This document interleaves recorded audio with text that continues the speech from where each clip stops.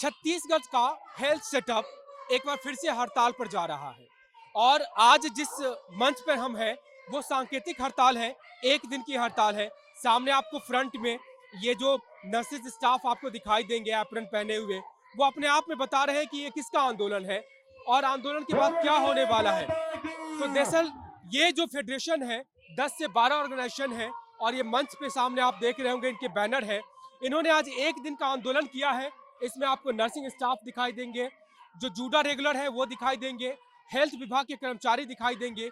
ये तमाम बैनर्स इन्हीं कर्मचारियों के हैं और आज जो एक दिन का प्रदर्शन है इसके बाद इन्होंने कहा है कि सरकार नहीं जागती है तो फिर 21 अगस्त से यानी 10 दिन के बाद प्रदेश का जो पूरा हेल्थ सेटअप है वो ठप होगा, क्योंकि तमाम नर्सिंग स्टाफ डॉक्टर्स हड़ताल पर जाएंगे।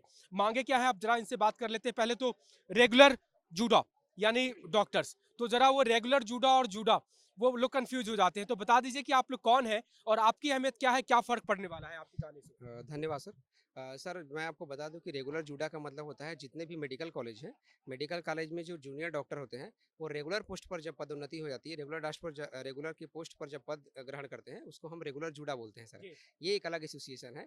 पिछले साल की बात है, एक साथ 465 पोस्ट की जब भर्ती हुई थी तो काफ़ी तादाद में संख्या में आई और हमने एक फेडरेशन का गठन किया जिसका नाम हमने रेगुलर जूडा रखा। एमबीबीएस की पढ़ाई पूरी करने के बाद जो डॉक्टरी कर रहे हैं बेसिकली आप लोग वो हैं। नहीं सर, तो एमबीबीएस की पढ़ाई करने के बाद जो 2 साल का बॉन्ड होता है हाँ, उनको बॉन्डेड यूजी डॉक्टर कहा जाता है। जी, और उसके बाद जब वो अपनी पढ़ाई पूरी करने के बाद अगर वो कहीं संविदा पे अगर जेआरशिप ज्वाइन करते हैं उसको संविदा जेआर रहते हैं। जी, लेकिन अगर वो नियमित पीएससी रूप को नियमित रूप से अगर वो पदस्थ होते हैं मेडिकल कॉलेज में से। जी, जो कि एनएमसी के गाइडलाइन के तहत होती है जी। उसको हम रेगुलर जुड़ा बोलते हैं। तो बताएं क्या मांग है, क्यों आप हड़ताल पर आ गए और ये जो धमकी दे रहे हैं कि 21 से चले जाएंगे, लोग तो ऐसे ही डर जाते हैं कि डॉक्टर हड़ताल पे जा रहे हैं, तो क्या कहेंगे उनके लिए। सर हम मजबूर हैं हमारी मांगों को लेकर के।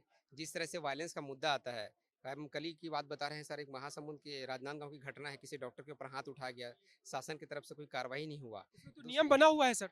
सर नियम पहले से बने हुए हैं लेकिन नियम जिस तरह से लागू होना चाहिए वो नहीं हो पाते, जिस तरह से हम बाध्य होते हैं क्योंकि हम नहीं चाहते कि डॉक्टर बार बार आए रोड पर इस चीज़ को कार्यस्थल पर करने। सुरक्षा और यस। कोई मांग है सर। उसके अलावा सर सबसे बड़ा मांग ये है, जैसे आप देख रहे हैं छत्तीसगढ़ में हमारे इंटर्न के बच्चों ने, इंटर्न के डॉक्टर्स ने, पीजी जो डॉक्टर्स हैं जो पीजी कर रहे हैं उनका वेतन-मान बढ़ा, उनका स्टाइपेंड बढ़ा। जी, लेकिन उसके बाद पीजी करने के बाद जो 2 साल की रूरल पोस्टिंग होती है सर, या जी, 2 साल का जो बॉन्ड पीरियड होता है, उनमें जो काम कर रहे हैं पीजी बॉन्डेड स्टाइपेंड हाइक जो हम मुद्दा उठाए हैं, जी, उनका सैलरी सर 56,000 है, जी, जबकि पीजी करने वाले के फर्स्ट ईयर का जो सैलरी है वो 65,000 है। जी, तो जी, आप सोचिए इतनी वेतन विसंगति कैसे? जी। इतनी मतलब आप सोचिए कि नहीं आदमी तो जो आप तो उसके लिए लड़ रहे हैं जो आप हैं ही नहीं बेसिकली। सर क्योंकि हमारा भी फ्यूचर वही है सर। हम भी कल के दिन जाएँगे, पीजी करेंगे, तो हमारे ही भाई-बहन है सर, हमारे एंटीसिपेटरी लड़ाई है, मतलब एक भविष्य एक आगामी। तरह से आप बोल सकते हैं सर। उसके साथ-साथ हमारी और भी कि वेतन विसंगति की मुद्दा है, जी, जिसमें क्रमोन्नति का मुद्दा है।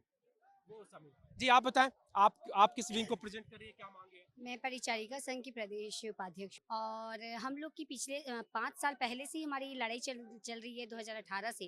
लास्ट टाइम हमको जेल भरो आंदोलन हुआ था, 2 दिन के लिए सब जेल गए थे और उस समय बीजेपी की सरकार थी और बीजेपी की सरकार हमको कोई वायदा नहीं की, हमको अंदर डाल दी और उसके बाद फिर जब हम बाहर आए कांग्रेस की सरकार हमारे लिए बोली कि वादा किए। हमको वादा की, लेकिन वादा खिलाफी हुई है। अभी तक एक ने हमारा वादा नहीं किया, दूसरे ने वादा करके वादा पूरा नहीं वादा किया। करके पूरा नहीं किया और अभी तक वो वादा अब अधूरा ही है जी। और अभी आज आके फिर से बोल रहे हैं कि हम घोषणा करेंगे। तो मतलब ये सर्कुलर चल ही रहा है, एक वादा करता तोड़ता है, फिर एक सर्कुलर घोषणा करता तो है। परिचारिका को क्या बोलते हैं सामान्य।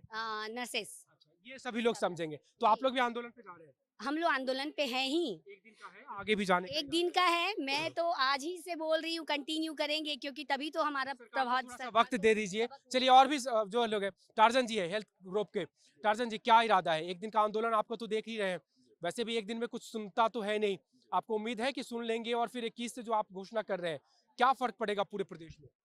मुझे ऐसा लगता है कि भूपेश जी जिसे कहते हैं कि भूपेश है तो भरोसा है।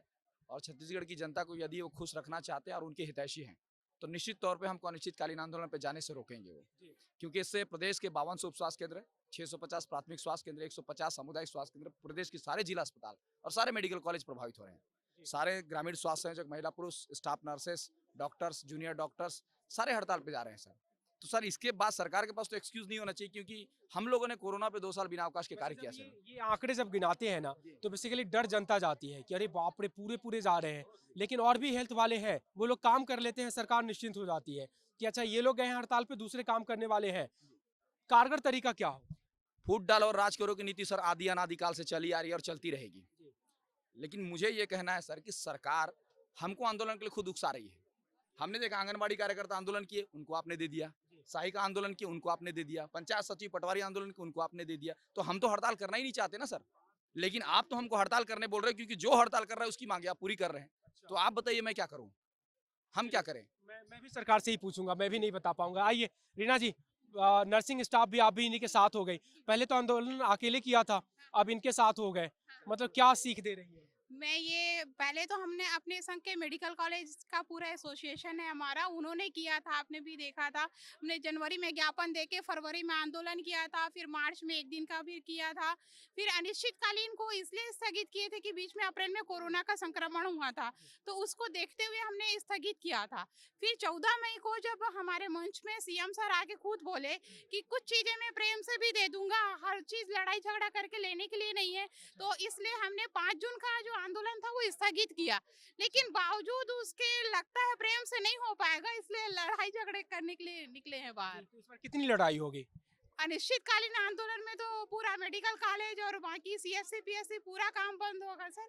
और एक बार तो जेल जा चुके हैं पिछले शासन काल में, इस बार की फिर से तैयारी है। फर्क पड़ेगा? बिल्कुल फर्क पड़ेगा सर। मैं इसलिए पूछ रहा हूँ क्योंकि आप ही लोग के जो बीच के लोग होते हैं, अलग अलग संगठन पे होते हैं, आप आंदोलन पे जाएंगे, दूसरा काम कर लेगा, सरकार को फर्क पड़ता नहीं है, इसलिए वो भी निश्चित हाँ, जब अलग अलग संगठन करते हैं ना सर, तब जो है वो फर्क नहीं पड़ता, क्योंकि जब नर्सेस निकलती है तो डॉक्टर काम कर लेते हैं, डॉक्टर निकलते तो नर्सेस काम कर लेती है। लेकिन ये स्वास्थ्य फेडरेशन है, इसमें टोटल सभी लोग शामिल हैं, तो फर्क तो पड़ना ही है। फेडरेशन का भी एक अलग धड़ा है, वो लोग तो नहीं आ रहे हैं। नहीं, एक ही स्वास्थ्य फेडरेशन, एक ही है, स्वास्थ्य फेडरेशन है, सब लोग आएंगे तो इस इसमें। बार उम्मीद है कि आपकी लड़ाई एक झूठ वाली लड़ाई है, वो फर्क पड़ाएगी, बिल्कुल फर्क कराएगी फर्क कराएगी। जी। आप बताएं सर, किसको रिप्रेजेंट करें, क्या मांगे हैं? मैं छत्तीसगढ़ प्रदेश नर्सेस एसोसिएशन का संभागीय अध्यक्ष हूँ। मैं स्टाफ नर्सेस के वेतन विसंगति के लिए यहाँ स्वास्थ्य फेडरेशन के साथ जुड़कर आंदोलन कर रहे हैं। हमारे स्टाफ नर्सेस काफ़ी समय से आंदोलनरत है। मांग गिना दीजिए, बता चुके हैं ये लोग। मांग है सर, वेतन विसंगति मुख्य मांग है हमारा, और उसमें सभी प्रदेश के जितने भी स्टाफ नर्सेस का उनका वेतन विसंगति दूर किया जाए। चलिए, और भी लोग हैं, उनसे जरा बात करते हैं जो ग्राउंड में है। ये तो मंच के हैं, पदाधिकारी है, लेकिन जो फील्ड में काम करते हैं, जो नेता नहीं है, और उनसे बात कर लेते हैं। क्या क्या मांग है, क्यों आप लोग आए हैं यहाँ पे? हमारी मांग सर्वप्रथम जो मांग है वेतन विसंगति, और थोड़ा सा समझाइएगा, बड़ा वो टिपिकल हो जाता है वेतन विसंगति। कितना मिल रहा है, किससे कम मिल रहा है, वो जरा बता दीजिए, और कितना मिलना चाहिए? जैसे आपको तो स्कूल व्यवस्था पता है ना, 10वीं 12वीं डिग्री है ना, और पोस्ट ग्रेजुएट है ना। अब इस चीज को समझिए कि जो डिप्लोमाधारी हैं और जो डिग्रीधारी हैं, वेतन मान उनका एक समान है ना, और जो सर्टिफिकेट कोर्स किए हैं उनका डिग्रीधारी से ज्यादा है ना। होता है? बिल्कुल, ये शासन में अरे ये तो सुनकर के बड़ा अजीब लग रहा है, आप लोग भुगत रहे हैं इसको? हाँ, हम लोग भुगत रहे हैं, और ऐसा हो रहा है कि जो 1 साल का कोर्स करके आए हैं उनका भी हमारे समान ही सैलरी मिल रहा है, और आज भी हम लोग को उतनी ही सैलरी मिल रही है। कब से हमारे पहले 4 साल पहले भी स्ट्राइक किया गया था, तो जेल में डाल दिए गए थे। उसके बाद ना तो कोई सैलरी बढ़ाया गया और ना ही कुछ इंक्रीमेंट हुआ, कुछ भी नहीं हुआ। बस हाँ, तो ये क्यों हो रहा है? कौन करते हैं, आपके विभाग के अधिकारी लोग करते हैं? अच्छा, दीदी बताएंगे। दीदी कौन? दीदी आप ही बताएंगे, बता दीजिए ये क्यों ऐसा होता है? आप तो आंदोलन करते रहते, कोई सुनता नहीं है, और 1 साल की सर्टिफिकेट करके आ जाए, कोई डिग्री 3 साल 4 साल पढ़े, उसके बाद उसके बराबर हो जाए।